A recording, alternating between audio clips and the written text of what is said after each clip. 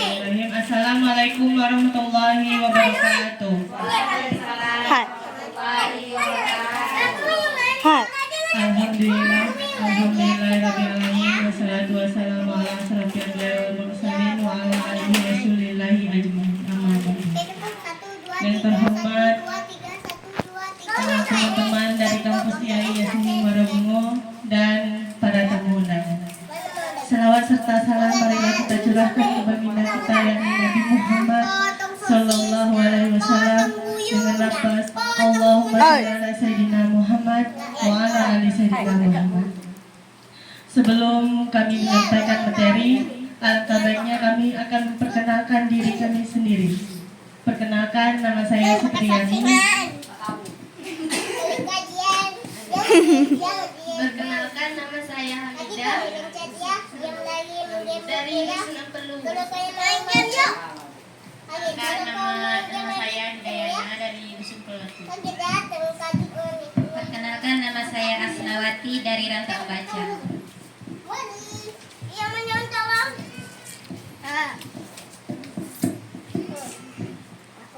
Baik, kami di sini akan menyampaikan materi tentang mendidik anak laki-laki yang akan disampaikan oleh teman kami Hidayana.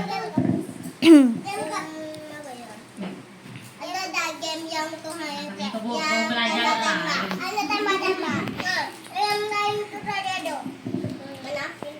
Di sini mau buku lah. Mendidik anak perempuan dan anak laki-laki. Mendidik anak perempuan dan mendidik anak laki itu kan adalah perbedaan. Banyak. Oten.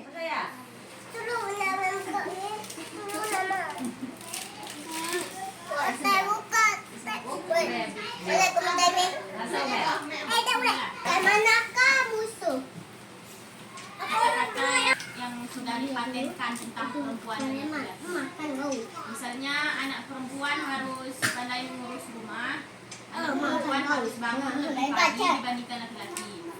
Anak perempuan tidak boleh manja-manja, anak perempuan tidak boleh manjat-manjat, anak laki-laki tidak boleh pakai warna pink, anak laki-laki tidak boleh main boneka, anak laki-laki tidak boleh nangis, dan masih banyak lagi kata-kata yang membedakan anak perempuan dan laki-laki. Maka seperti itu anak akan yakin terhadap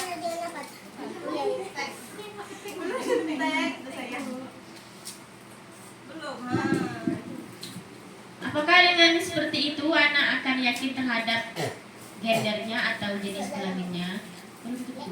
Karena banyak ditemui pelaku penyimpangan seksual memiliki tubuh yang atletis tidak menunjukkan perilaku tersebut saat kecil.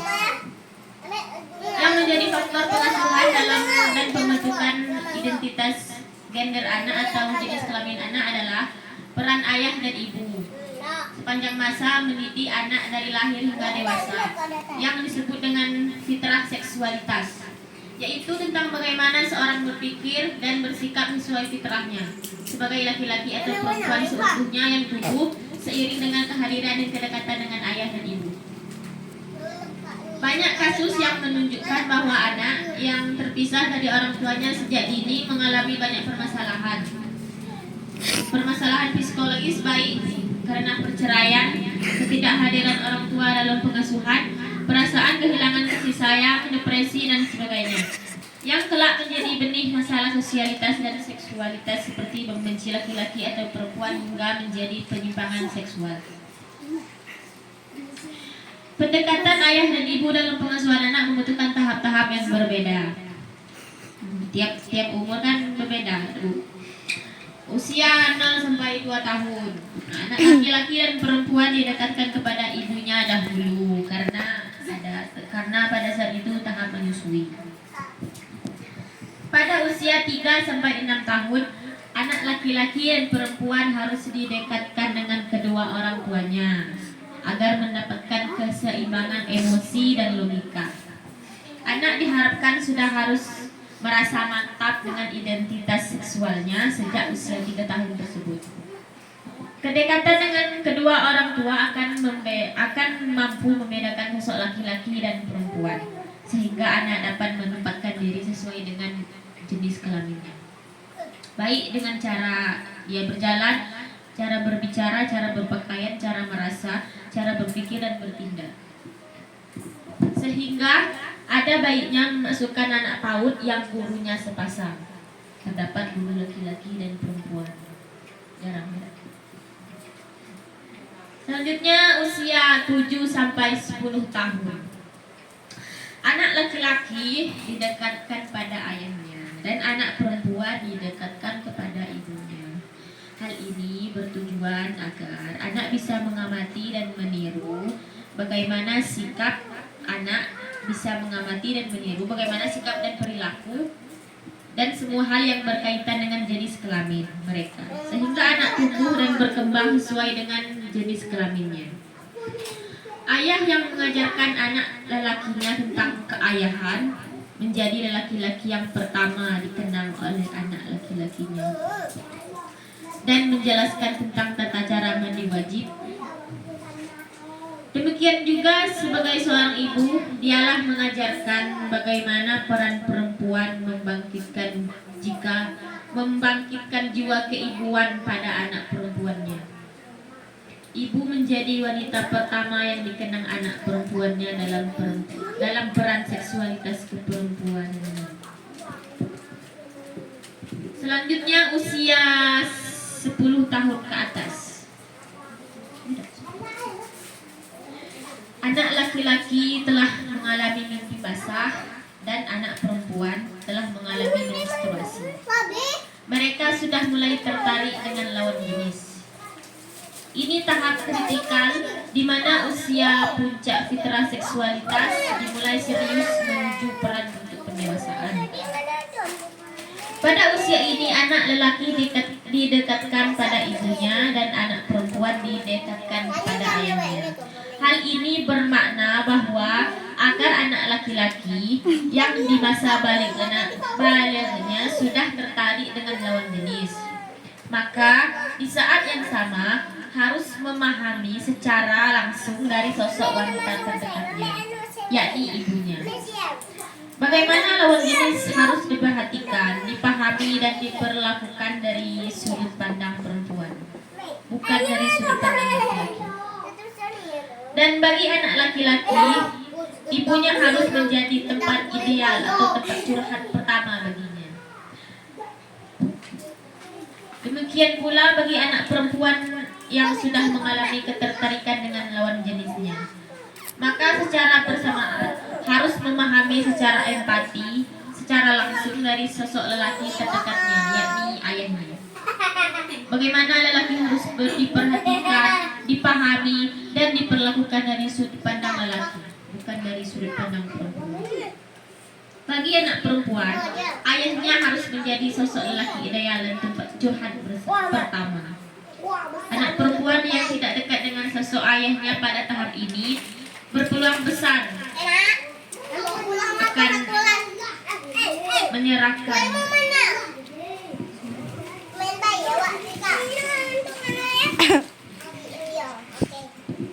Ada beberapa kasus yang pernah terjadi pada anak perempuan yang kekurangan kasih sayang dari ayahnya. Sebut saja namanya berinisial dengan SSH, berumur 16 tahun yang duduk di kelas 3 SMA. Ia berkali-kali pindah sekolah karena didapatkan membuat video tidak senonoh dengan pacarnya. Hal itu diketahui ketika dilakukan razia handphone yang dilakukan oleh sekolahnya. Perpindahan NSH tersebut dari sekolah asalnya diketahui tentang video tersebut sehingga orang tua memutuskan memindahkan sekolah ke luar kota. Di sekolah kedua, NSH kembali mengalami masalah yang sama karena ketahuan berfoto dengan pacarnya dengan gaya yang tidak pantas. Walaupun sudah terpisah dengan pacarnya dari kota yang berbeda, NSH masih bisa bertemu dengan pacarnya tersebut. 8 bulan menjelang kelulusan, NSH masih harus pindah sekolah dan orang tuanya membawanya ke psikolog. Berdasarkan keterangan dari orang tua, bahwa peran ayah memang tidak pernah dirasakan oleh NSH. Sebab ayahnya seorang abdi negara sehingga tidak pulang ke rumah. Hanya setahun sekali dan itu pun tidak pernah berkomunikasi yang intens dan dekat secara psikolog dengan anaknya. NSH juga mengatakan bahwa dia tidak punya penilaian apa-apa tentang ayahnya karena memang tidak dekat dari kecil. NSH meyakini bahwa kekasihnya saat ini adalah orang yang tepat untuknya karena sangat memperhatikannya dan membuat dirinya merasa nyaman. NSH sangat memperhatikan penampilannya dengan memakai soplen atau baju dan barang-barang bermerek lainnya untuk mencari perhatian laki-laki.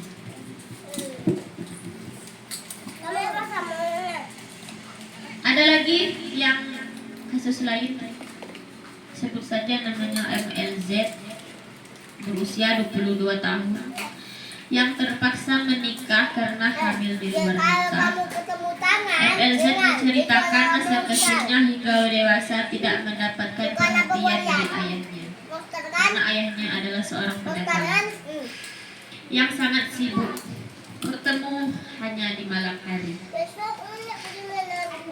Itu pun ketika anaknya mencoba mendekati dan bercerita, anaknya diusir dan dianggap mengganggu istirahatnya. Sehingga ketika bertemu pacarnya yang memberi perhatian dan menyayanginya, anak tersebut tidak ragu untuk memberikan apa yang pacarnya mau.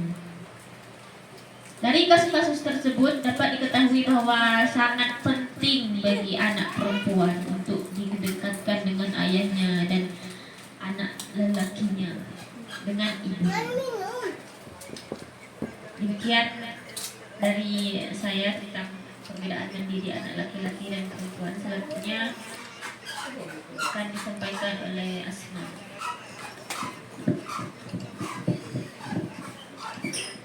Mendidik anak laki-laki dan perempuan tentunya memiliki pendekatan yang berbeda.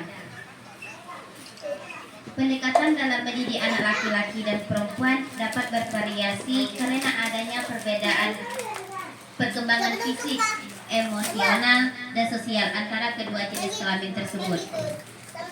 Meskipun setiap anak memiliki keunikan, ada beberapa faktor umum yang dapat mempengaruhi pendekatan dalam mendidik anak laki dan perempuan. Yang pertama,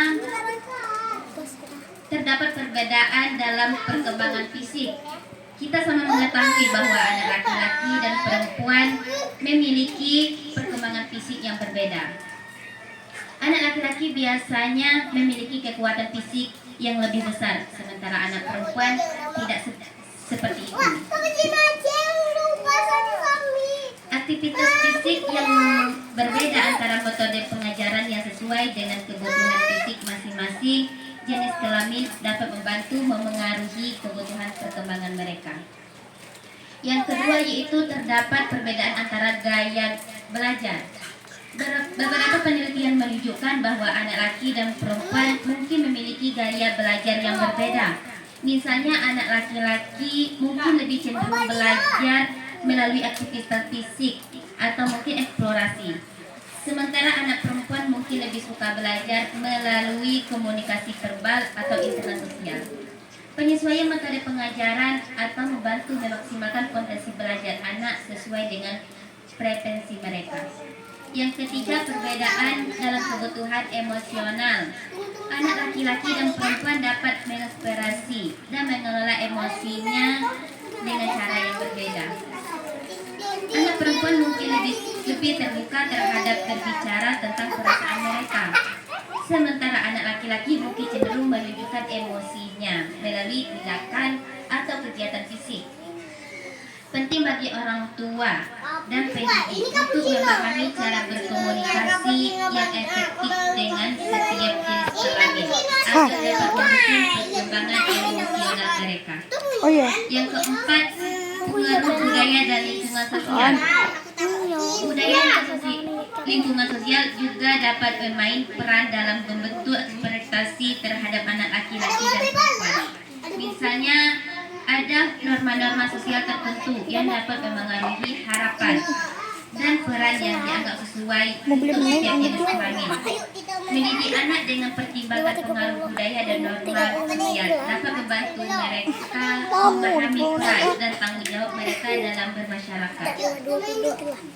Meskipun ada perbedaan-perbedaan antara anak laki-laki dan perempuan, penting untuk diingat bahwa setiap anak memiliki keunikan tersendiri dan dapat memiliki preferensi, kebutuhan, dan potensi yang sangat beragam. Oleh karena itu, pendidik harus bersifat inklusif dan responsif terhadap karakteristik individu masing-masing anak, tanpa menganalisasi berdasarkan jenis kelamin, mendukung perkembangan dan pertumbuhan unik setiap anak, tanpa memandang jenis kelamin, merupakan kunci untuk mendidik anak-anak yang seimbang dan berempati. Untuk membantu anak laki-laki berkembang dengan baik sesuai dengan peran gender mereka, ada beberapa faktor yang dapat diperhatikan. Selanjutnya akan dijelaskan oleh teman saya, Hamid.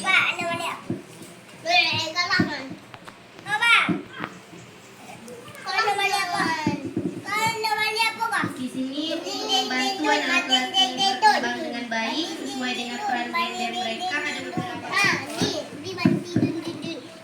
Yang pertama yaitu model peran positif. Di sini orang tua memberikan anak laki-laki model peran positif dalam keluarga dan masyarakat membantu mereka memahami dan menginternalisasikan peran gender dengan baik. Memberikan contoh tentang bagaimana bersikap, berkomunikasi, dan berinteraksi dalam konteks peran laki-laki. Yang kedua yaitu pendidikan nilai-nilai positif. Orang tua ajarkan nilai-nilai positif seperti kejujuran, tanggung jawab, empati, dan kerjasama untuk membantu dan membentuk karakter anak laki-laki sehingga mereka dapat berkontribusi secara positif dalam masyarakat. Yang ketiga yaitu dukungan dalam mengeksplorasi minat dan bakat. Orang tua memberikan dukungan untuk mengeksplorasikan minat dan bakat mereka, dapat membantu anak laki-laki mengembangkan keterampilan yang sesuai dengan minat dan aspirasi mereka melalui seni, olahraga, sains, atau bidang yang lainnya. Yang keempat yaitu pembelajaran keterampilan hidup praktis. Orang tua mengajarkan anak laki-laki keterampilan hidup praktis seperti memasak, membersih, dan mengelola waktu, dapat membantu mereka menjadi mandiri dan tangguh dalam kehidupan sehari-hari. Yang kelima yaitu pertumbuhan emosional yang sehat. Orang tua perlu mendidik anak laki-laki untuk mengendali dan mengelola emosinya dengan baik adalah kunci penting untuk memberikan mereka ruang untuk mengekspresikan perasaan dan merespon emosi dengan cara yang sehat dapat membentuk kecerdasan emosional mereka. Keenam yaitu pendidikan seksual yang sehat. Orang tua memberikan pendidikan yang sehat dan akurat dapat membantu anak laki-laki memahami perubahan tubuh mereka dan menjaga kehidupan yang baik dan bertanggung jawab dengan orang lain. Kedelapan yaitu dukungan dalam pendidikan. Mendorong keinginan mereka untuk belajar dan mengembangkan keterampilan akademis itu adalah sangat penting. Memberikan dukungan dalam pendidikan mereka, termasuk membantu mereka mengejarkan minat akademis dan karir yang sesuai, merupakan bagian dari pembangunan mereka sebagai individu. Yang kesembilan yaitu memahami konsep maskulinitas positif. Orang tua mengajarkan anak laki-laki tentang maskulinitas yang positif dan sehat seperti keberanian, kejujuran, keadilan, dan empati dapat membantu mereka membentuk identitas mereka dengan cara yang positif. Yang ke-10 yaitu membangun hubungan positif dengan orang lain. Orang tua mendorongkan anak laki-laki untuk membangun hubungan positif dengan dengan keluarga, teman, dan orang lain dalam masyarakat adalah keterampilan sosial yang penting. Ini mencakup pengembangan kemampuan berkomunikasi, kerjasama, dan empati.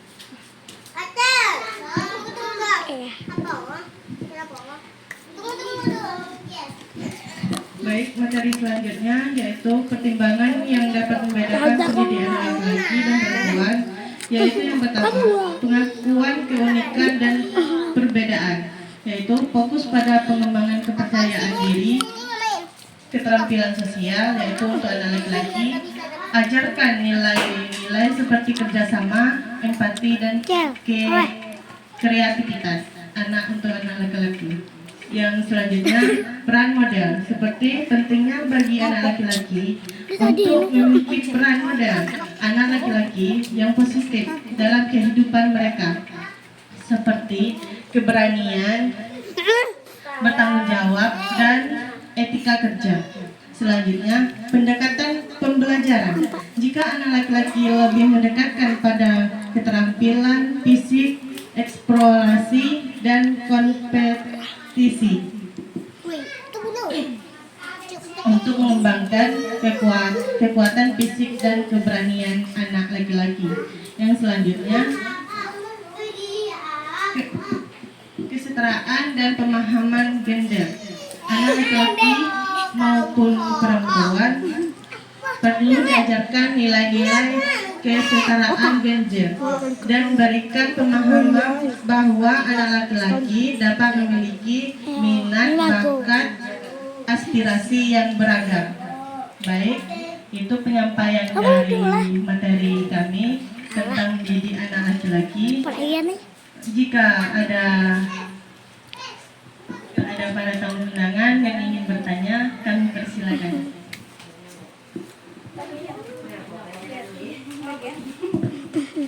Yuk, kita buka sesi tanya jawab. Gue hangat.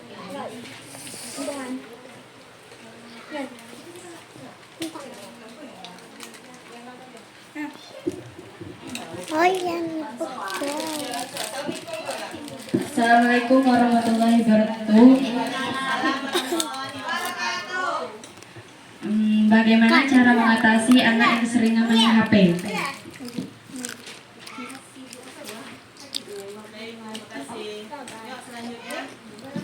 Assalamualaikum warahmatullahi wabarakatuh. Di sini saya akan bertanya, bagaimana cara kita mengatasi anak kalau disuruh belajar banyak alasannya, sakit kepala, ngantuk, kadang lapar, pokoknya banyak alasan kan kalau disuruh belajar. Terima kasih.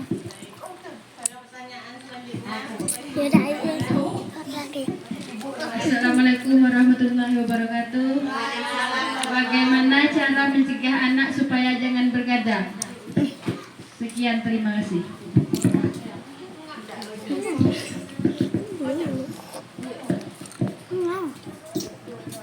Baik, pertanyaan-pertanyaan dari Ibu akan disampaikan oleh Hidayana. Kepada Hidayana, kami persilakan.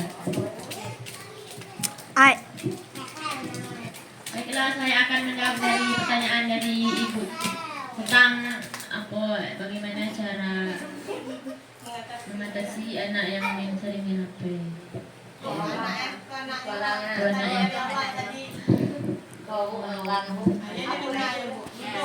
Yang paling penting itu menjadi contoh yang baik untuk anak. Misalnya kita dari sendiri juga jangan sering-sering main HP depan anak. Biar anak tuh tidak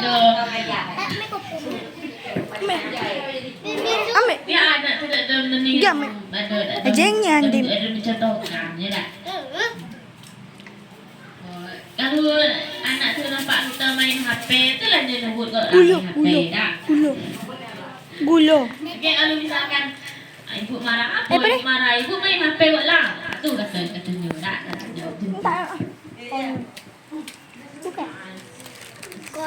Selanjutnya kita kasih penghargaan kepada anak. Kita kasih batasan. Misalnya dalam sehari itu ada beberapa jam dia tak ada main HP, kita kasih hadiah.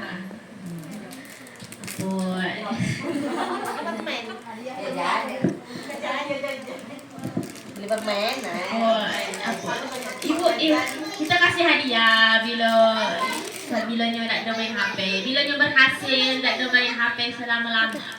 Bola. Berapa hari lah atau beberapa jam ya tak? Kalau mak ya HP dengan ayah itu kan tu anak yang main HP. Ya. Nah, selanjutnya kita pas anak tu main HP, kita atur segala yang dia buka. Apa yang dia buka, kita atur. Bisa lah kita kunci-kunci atau macam mana, tak? Kita matikan data, kan?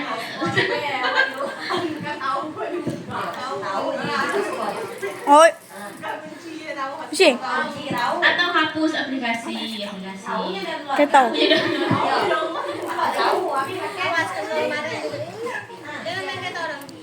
Ya dibimbing je, nilainya buka-buka yang tak kan, kita tegur.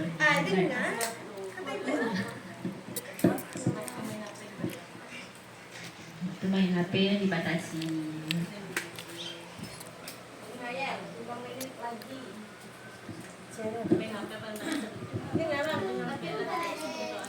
Nah, selanjutnya kita lakukan aktivitas dengan anak, misalnya bersama-sama bermain atau ajaknya main, ajaknya masak, ya tak?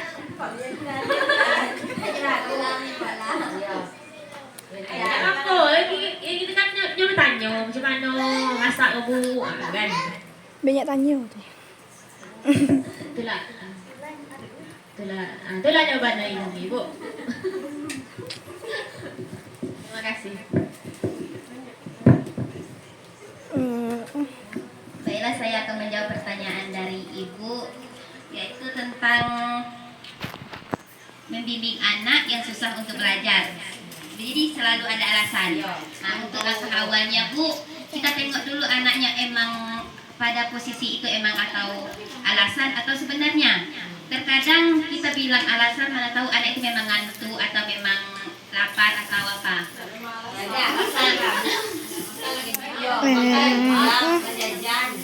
Nah, jadi berarti emang alasan.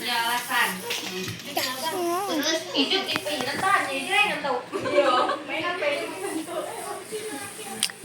maksud ibu itu kan belajar di rumah kan Bu? Belajar di rumah. Seandainya misalnya, tanya dulu ke anaknya, mana tahu bosan itu dari segi belajar. Bisa ibu bikin belajarnya lebih aktif, lebih seru lagi. Belajar sambil main supaya belajar itu tidak menonton dan bikin bosan. Sambil bermain, dia tak bosan. Yang ketiga, jadwalkan waktu belajar. Maksudnya dibedakan. Kalau sudah belajar sekitar sebanyak ini, selanjutnya bikin untuk istirahat atau waktu main. Jadi buat anak-anak gak bosan kalau belajar terus, diiringi dengan bermain.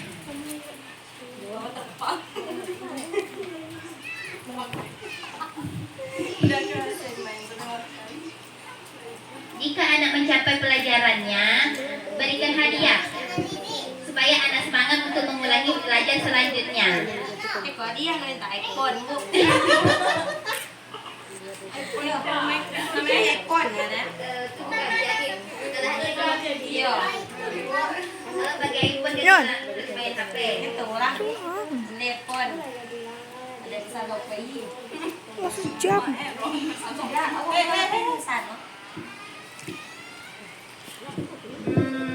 Libatkan kegiatan fisik atau diajak main bola dulu terus aja belajar. Terkadang anak tuh lebih seru soalnya sebelumnya sudah main-main, jadi setelahnya bagi belajar.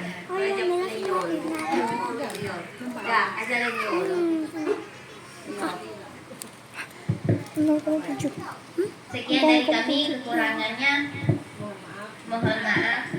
Kembali lagi ke moderator. Nanti pandai wak Bu. Pokoknya enggak nih.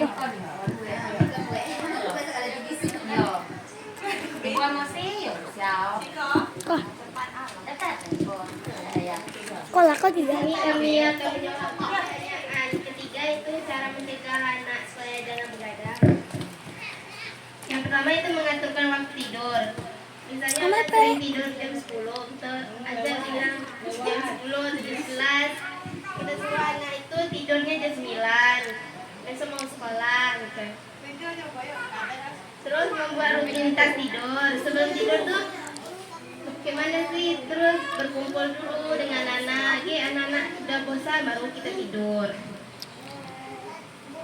Kedua itu mengawasi aktivitas malam.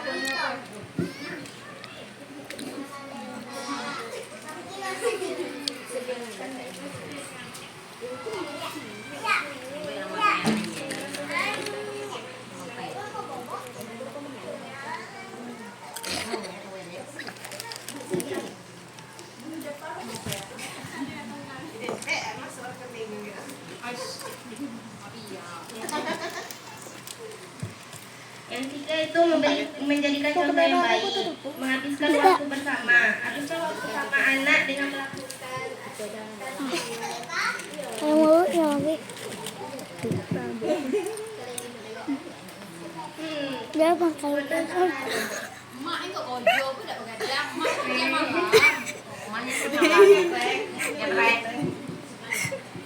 Iya, malam lari sabuk. Wajah, iya belajar.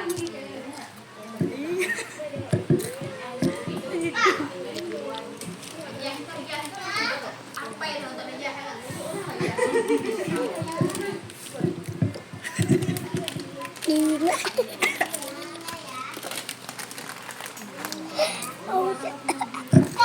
Selanjutnya Kalau disiapin kita lagi kasih dengan. latihan tuh dengan anak. Biarnya tuh hatinya tenang. Kayaknya bahagia.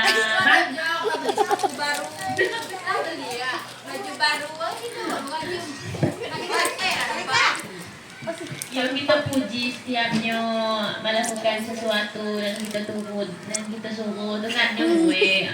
Kita puji ya. Tidak.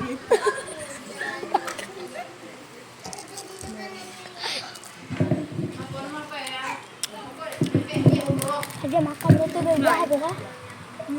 Buka. Tadi itu. Baik, semua itulah jawaban dari kami. Jika ada yang kurang tepat jawaban dari kami, maksudlah kami ini baru belajar, baru mulai tampil hari ini, sama-sama belajar.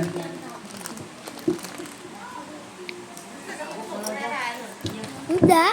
Baiklah, saya akhiri dan kami tutup. Wabillahi taufiq wal hidayah. Wassalamualaikum warahmatullahi wabarakatuh.